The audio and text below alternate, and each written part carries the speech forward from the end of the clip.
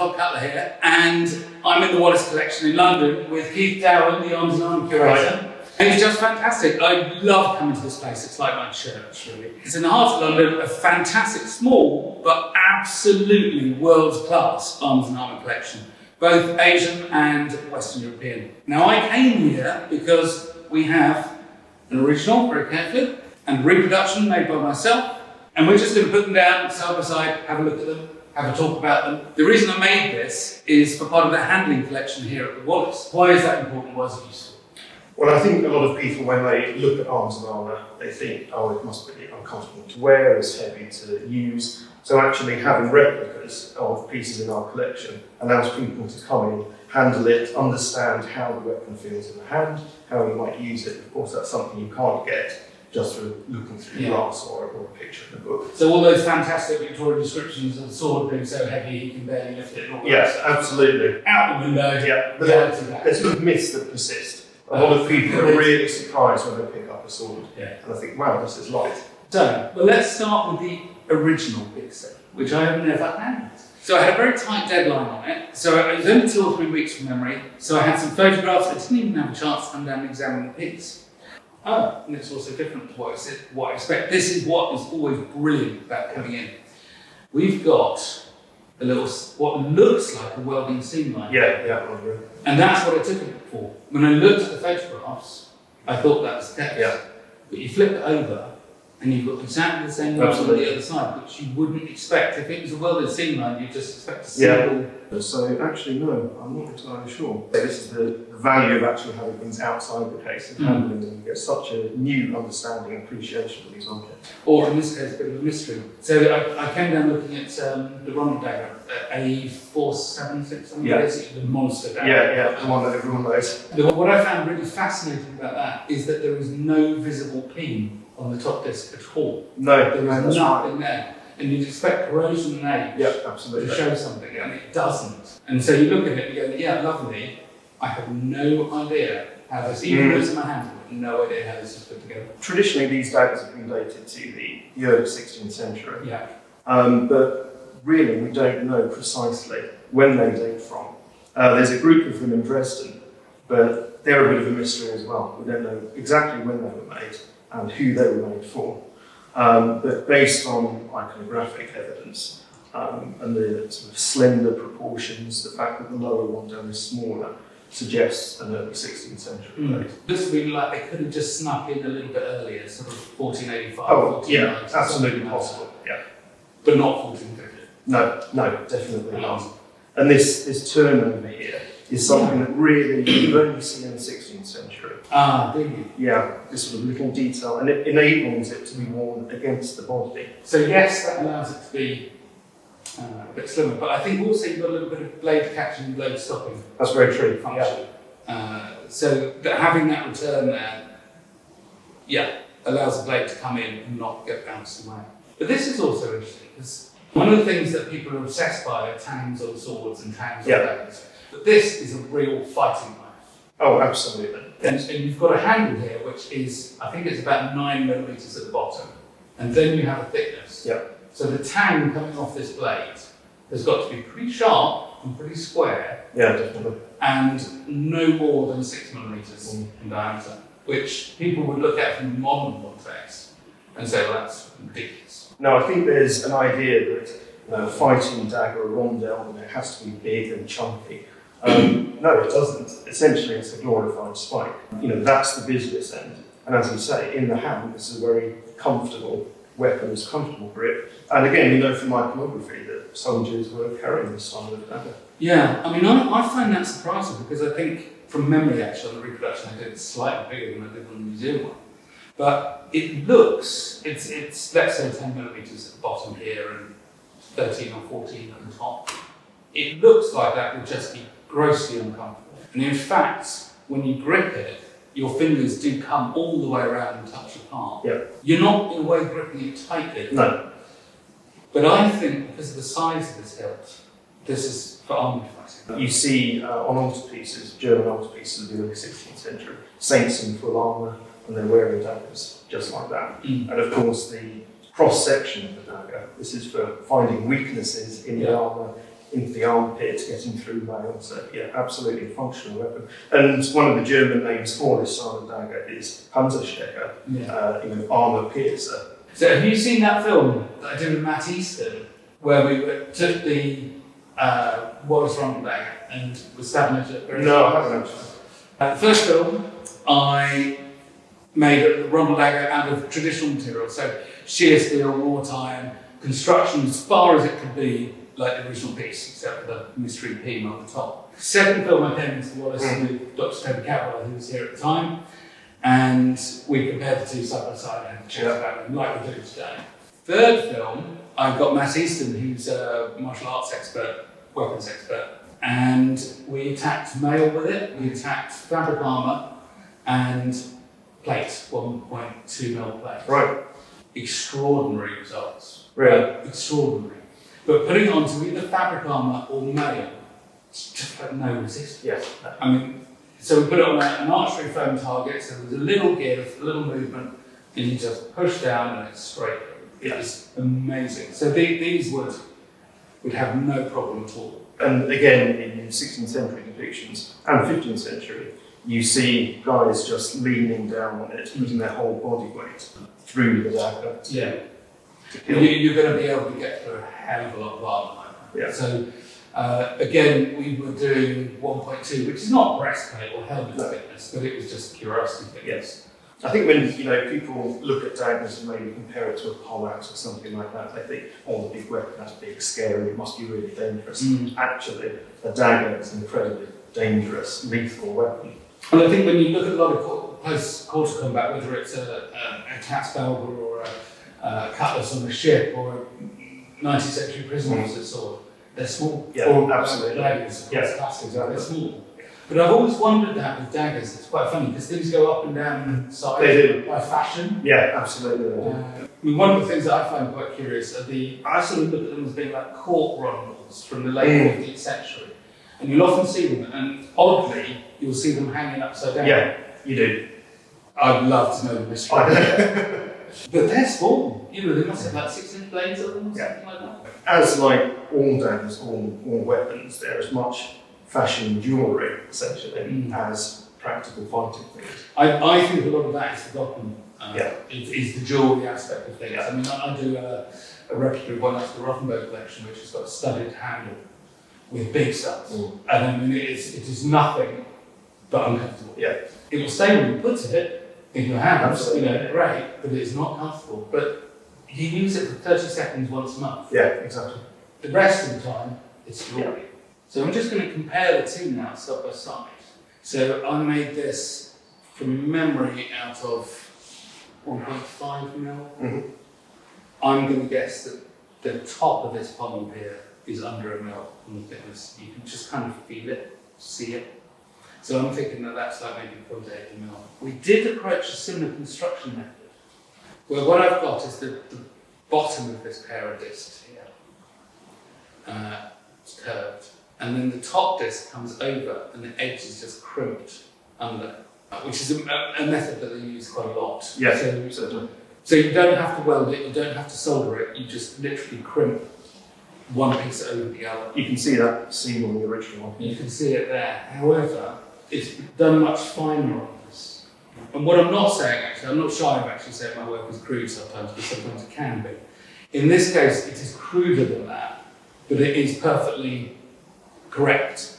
There's other examples I've seen where they've done exactly what I've done here. I think what they've done on this one is they've actually cut in a little step on the bottom. So that it's folded, and when it's cleaned back, it's almost invisible. I mean, it's very fine work, but this comes down to part of the difficulty when I have a couple of photos like this. You can't quite see how some elements are. Interesting though, would I have done it like this? Because this was done in a hurry. So I might have actually made the choice to do it like I did it anyway. How do you feel I fared on that? I think really well, actually. You've sort of captured some of the irregularity, the fact that the lines aren't all evenly spaced. So the first thing you spotted my mistake. I spotted your mistakes. Excellent. But I think, one of the things is that if you look at any piece of armour or weapon, even some of the best pieces, there are mistakes, there are inconsistencies, things aren't symmetrical. And I think, on good replicas, that is replicated. I think the mistake sometimes is to make it too perfect, everything too square. I don't like that. No. Because you begin to lose the soul of the Yeah, absolutely. When I'm looking at the original here, I would... Some parts of what I've done are not as good, some are more regular. I mean, that set of tram lines are clearly not parallel. Yeah. That set's clearly not parallel. But it's why I don't really measure too much. No. I make. Yeah, absolutely. I mean, that's the way they looked at it. They weren't standing there measuring everything bit. No. It was done by eye and experience. Yeah. I mean, you see that in the series that's preserved at Dresden. They're all slightly different. Even though they're clearly part of the series. On the whole, I've done a pretty good job. Yeah, I think everything is in proportion to the original. Yeah, well, you've got slightly less wide here, but you've captured the taper which you have on the original. I'm pretty pleased with that as a result, actually. I think for me, the most noticeable difference is just the way I've crimped it over the top, which has been crimped in the same way, but they've had a little step down and I did a little step down. Yeah. So tell me about this turnover then, because I thought, well, that's quite easy, just hit it with a hammer, isn't it? Yeah, I mean, it is exactly that. It should be, but you want your turn to be really quite crisp, not quite square. So no, yeah. But of course, when you bend anything with the thickness, you end up getting radius, Sure. and it's just to try and keep that radius as tight and as crisp as possible. If you just put it in vice and bend it over, you actually end up with quite a big radius. Yeah, right. One thing I have noticed on this one, and it's outside the case, is you've got some sort of brassy material in here. Oh. Now, it's certainly not gilding, because it's not on any of the other surviving pieces. And I was just wondering what you thought. Oh, okay, I haven't even noticed that. I'll tell you what is going on there. Well spotted. That's the weld line. Oh yeah, yeah. That's the weld line behind there. And it doesn't look like a braze line, but those little bits of brass that we've identified do look like braze. I can't see any braze anywhere other than that. But again, it's quite interesting. This brings up things like that quality of fit and finish. Actually, that's really interesting as well. Sorry, I got sidetracked by myself there. This is one of those things that gives you that quality of fit and finish. That if you look on here, there's quite a few file marks, coming up towards the hill. There is. And those would be unforgivable in a modern piece. Yeah. It just hasn't been adequately or perfectly well cleaned.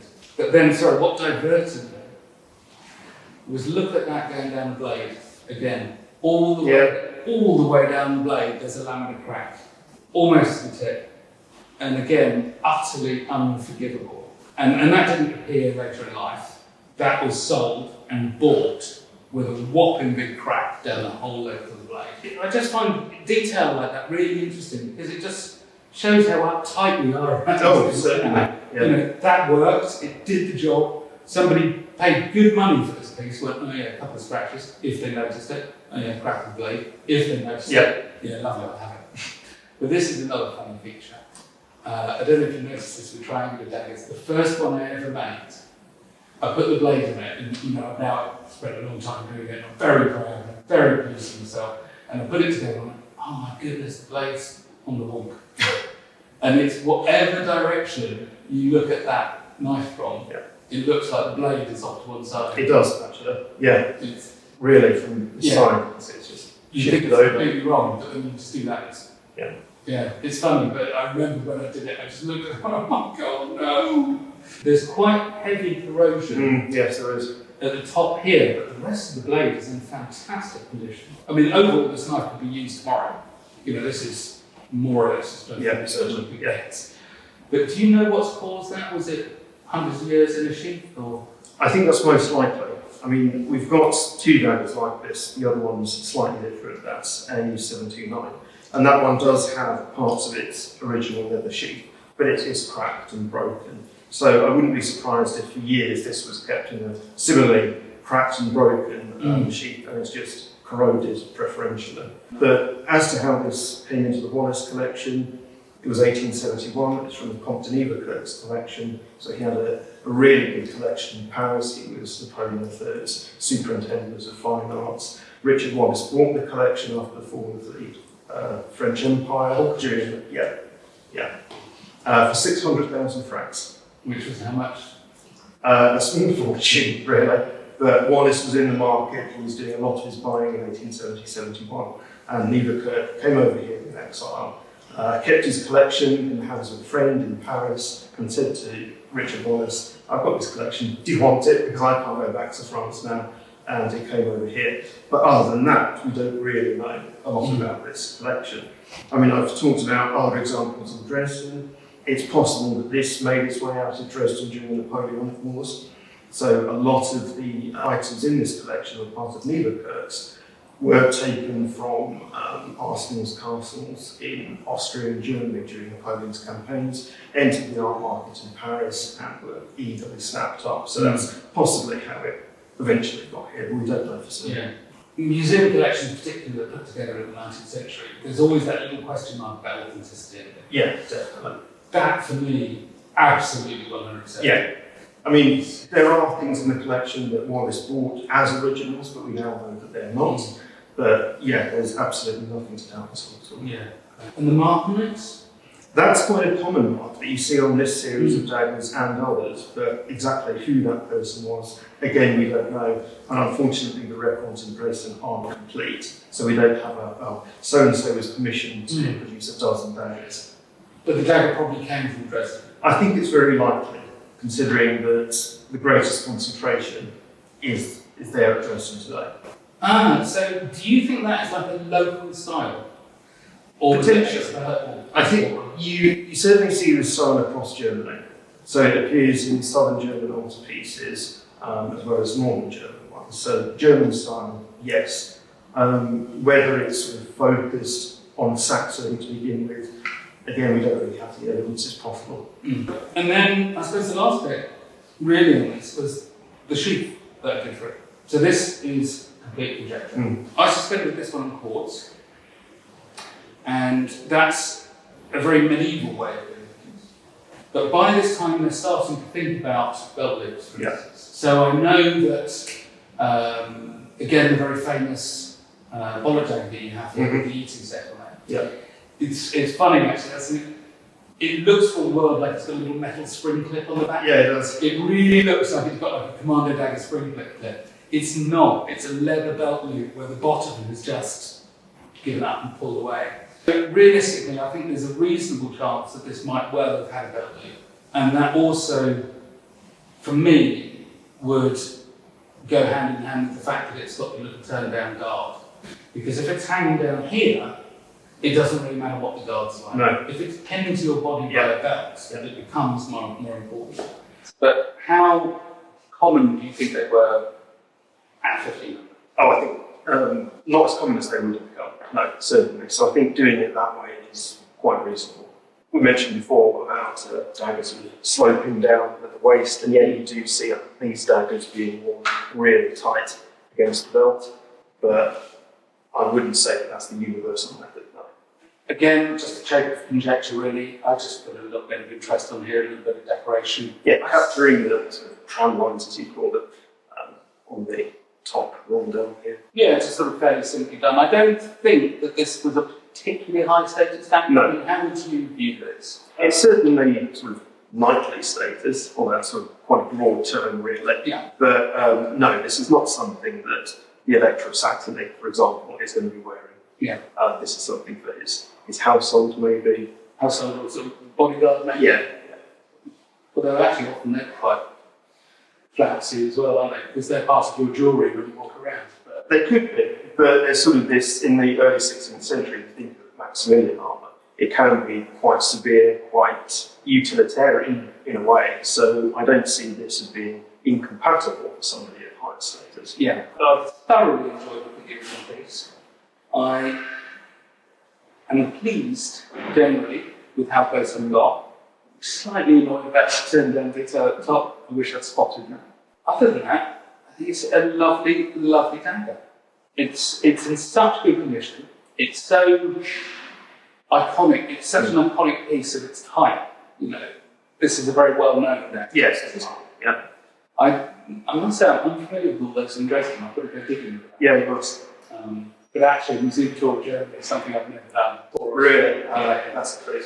I'll tell you what slightly disappoints me, just before we finish up here, what slightly disappoints me is the top of this is dead flat, as indeed was mine. And it just feels wrong. I think structurally, I just want to see a little bit from it. Just maybe that's part of it. It's one of those things. This is all about catch and ride, and when you expect to see something and you don't, it catches your eye. And I expect that to be slightly don't, but I'm now more inquisitive because it's not slightly don't. Yeah. And an absolute pleasure to being able to have made that the Hampton collection. So come down to the Wallace. Check this place out. If you're in London, it's right in central London. It's got paintings, it's got arms and on, and it is just fantastic. And you can get you a cup of coffee. So thank you very much, Keith. You're very welcome. Really, thank you. And thank you, Richard Wallace, for putting this collection together. Absolutely, yeah. 140 years ago or something like that. Brilliant. Thank you, and we'll see you again. Cheers, guys.